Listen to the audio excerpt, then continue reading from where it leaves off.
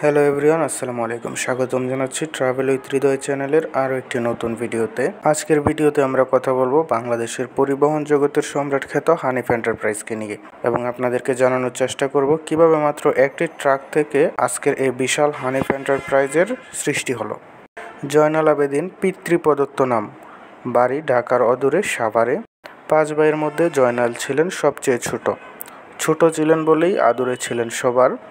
দুরন্তপনায় তাই কমতি ছিল না। পড়ালেখাটা তার কাছে খুব পছন্দের বিষয় না, পছন্দ করার মতো ওই বয়সে আরও অনেক কিছু উন্মুক্ত ছিল তার জন্য। তাই বলে 14 বছর বয়সেই বিয়ে।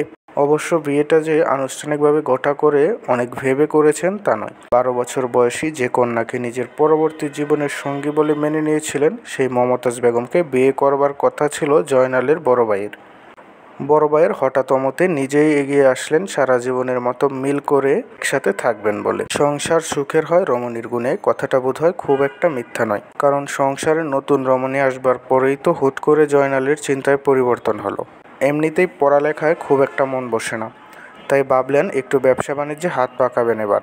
জয়নালের পরিবারের অতীত ইতিহাসেও রয়েছে ব্যবসার প্রতি আলাদা একটা টান। তার মতে তার পিতাই ছিলেন সে সময় প্রথম ব্যবসায়ী যিনি জলপথে এক নতুন দিগন্তের সূচনা করেছিলেন। ধান, চাল, চামড়া সহ নানা রকম পণ্য তিনি করাচি, মায়ানমার, মুম্বাই ইত্যাদি শহরে জলপথে আমদানি এবং রপ্তানির ব্যবস্থা শুরু করেছিলেন। এত অল্প বয়সে নতুন ব্যবসা শুরু করার জন্য পিতার দেখানো পথে হাঁটাই সবচেয়ে নিরাপদ হতো জয়নালের জন্য। তিনি তাই শুরু করলেন ধান চালের ব্যবসা। যাতায়াত ব্যবস্থার অবস্থা সুবিধের ছিল না। 3000 টাকা তখনকার দিনে অনেক টাকা। এই টাকা সম্বল করে তিনি চেপে নওগাঁ যান। নওগাঁর প্রত্যন্ত কোনো গ্রাম থেকে কিনে নিয়ে আসতেন চাল। যদিও অনেকেই ব্যাপারটা ভালো চোখে দেখেনি। চালের ব্যবসায় জয়নাল ভালো করতে পারবেন না এমনটাও ঘোষণা দিয়েছিলেন কেউ। এই সময় পূর্ব পাকিস্তানে হঠাৎ করে শুরু হয় চালের আকাল। জয়নাল আবেদিন ভাবলেন এটাই সুযোগ। যশোর থেকে তিনি একাই 250 মণ চাল কিনে ফেললেন বিক্রয়ের উদ্দেশ্যে। তবে উপরওয়ালার নিশ্চয়ই ভিন্ন এক ভাবনা ছিল জয়নালকে নিয়ে।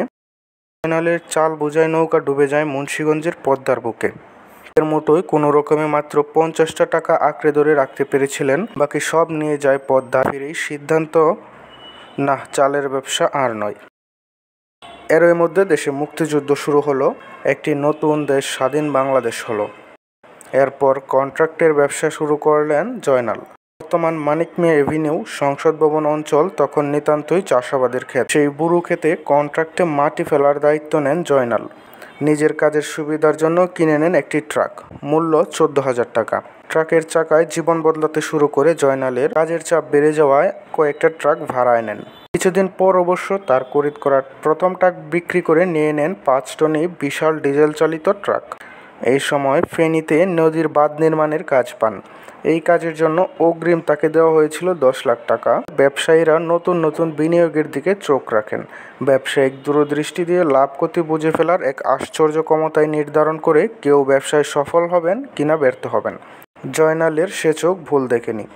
পরিবহন ব্যবস্থার দুরবস্থার দিনে তিনি প্রাপ্ত অর্থ দিয়ে কিনে ফেললেন 2টি বাস, হিনোকোচ। জয়নালের বাস প্রথম সার্ভিস দেয় ঢাকা-বগুড়া রুটে। বাসের নাম দিয়েছিলেন হানিফ এন্টারপ্রাইজ। জয়নালের ছোট ছেলে হানিফের নাম অনুসারে বাস কোম্পানিটির নাম দেওয়া হয়েছিল।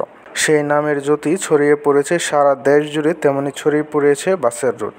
দেশের বিভাগীয় শহর ও গুরুত্বপূর্ণ জেলাসমূহের রাজপথে নিয়মিত উড়তে থাকে হানিফ এন্টারপ্রাইজের শত বাস। 4 দশকে তিলে তিলে বড় করা এই বাস কোম্পানির বহরে এখন যুক্ত আছে প্রায় 1400 বাস। হানিফ বাসের চাকায় এখন অগণিত বেকার যুবকের ভাগ্য ঘুরছে। এই প্রতিষ্ঠানে বিভিন্ন পর্যায়ে চাকুরিতে আছেন কয়েক হাজার কর্মকর্তা। এভাবে দেশের বিভিন্ন জেলার সাথে শহরে সেতুবন্ধন তৈরি করেছেন জয়নাল আবেদিন তার স্বপ্নের হানিফ এন্টারপ্রাইজের মাধ্যমে। অনেকে তাকে এ কারণে ফাদার অব ট্রান্সপোর্টেশনও বলে থাকেন। গণপরিবহনের ফাদার জয়নাল আবেদিন অবশ্য থাকতে চান প্রচার বিমুখ হয়েই। তো কম কথা বলে কাজ বেশি করেন বলেই সেদিনের হাতের মুঠোয় 50 টাকা নিয়ে বেঁচে ফেরা মানুষটি আজ হানিফ এন্টারপ্রাইজের স্বত্বাধিকারী জয়নাল আবেদিন, যার আবেদনময়ী সাফল্যে নিশ্চয়ই অনুপ্রাণিত হবেন নতুন প্রজন্মের অন্য কোনো জয়নাল।